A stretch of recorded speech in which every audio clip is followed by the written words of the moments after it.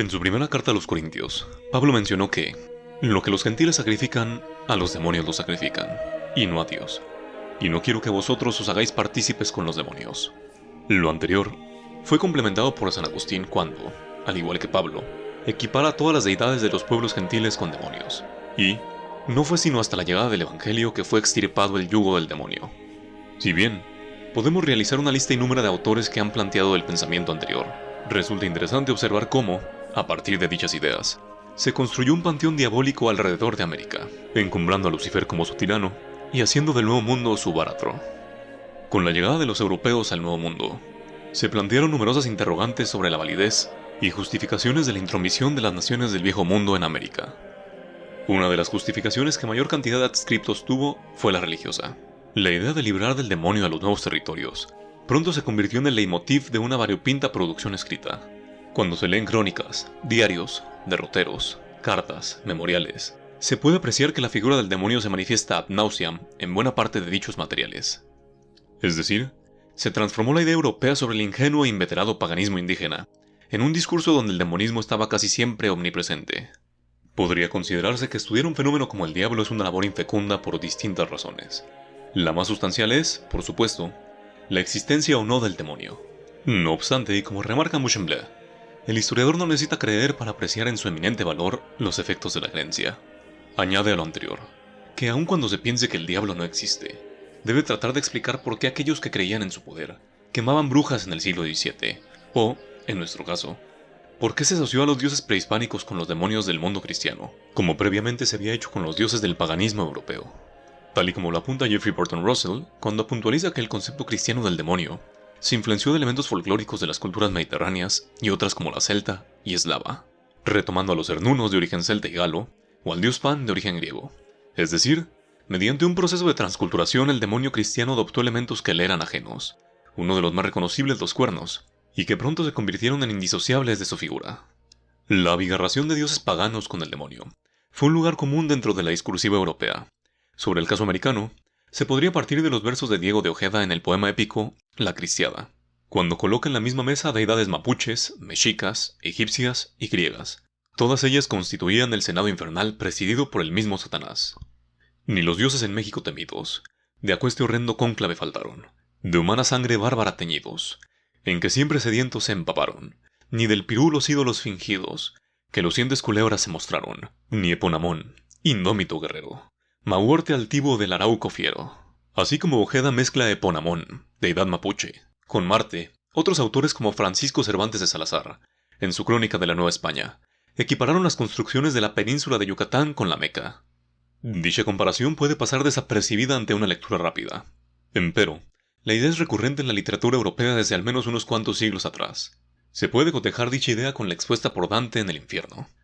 Mientras que Cervantes observa entre los templos indígenas rasgos moriscos, el florentino Atis Vendite, la ciudadela infernal, mezquitas bañadas de fuego.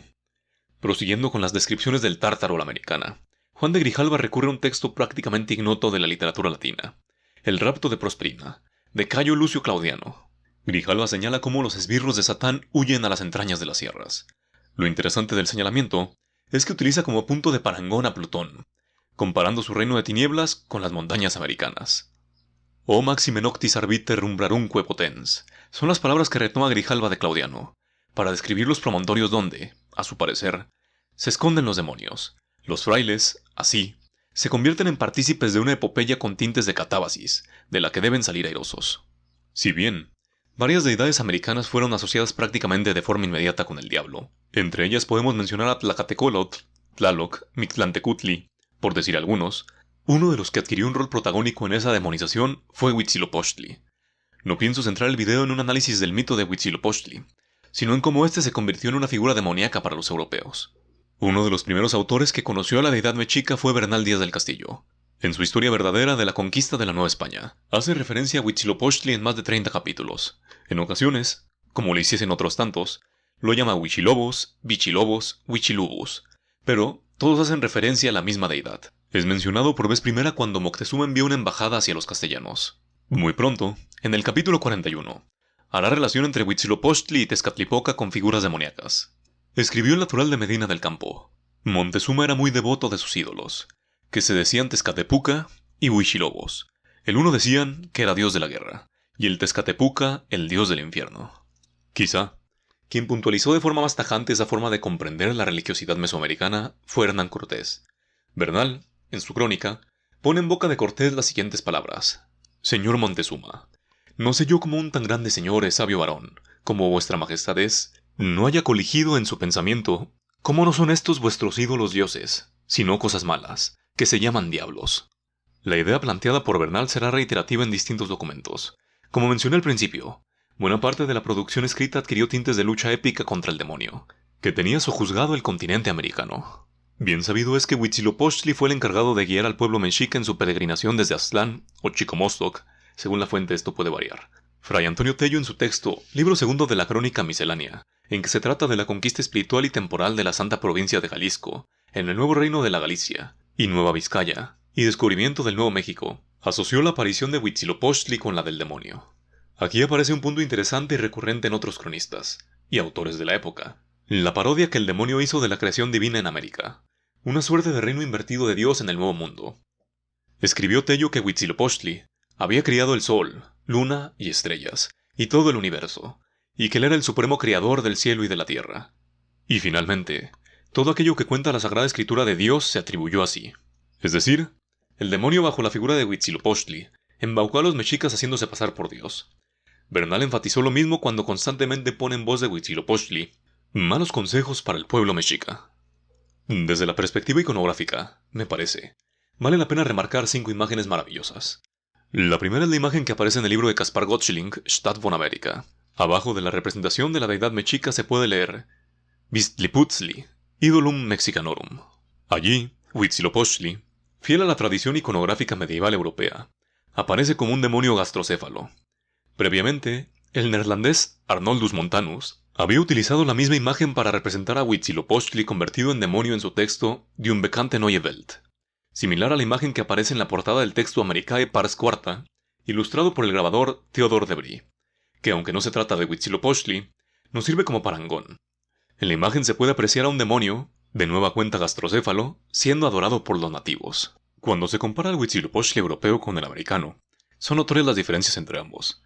Podría decirse que se trata de seres completamente distintos. Mientras que Fray Diego Durán hace aparecer a Huitzilopochtli y Tlaloc como demonios en la cima del Templo Mayor, en su Historia de las Indias de la Nueva España y Islas de Tierra Firme. Los encargados de ilustrar el Códice Florentino de Fray Bernardino de Sahagún manifiestan a ambas deidades dentro del Huitteocalli, también bajo la apariencia de demonios. La demonización de Huitzilopochtli será tal que en el idioma alemán, ya entrado el siglo XIX, autores como Heine hacen referencia constante al dios de los mexicas. Para culminar el video, cierro con un fragmento de un poema de Heine. Dort auf seinen Thronaltar sitzt der große Huitzilopochtli, Mexicos blutrünstiger Kriegsgott, ist ein böses Ungetüm. Si les interesa ahondar más en el tema, puedo recomendar la siguiente bibliografía: El diablo en la Nueva España.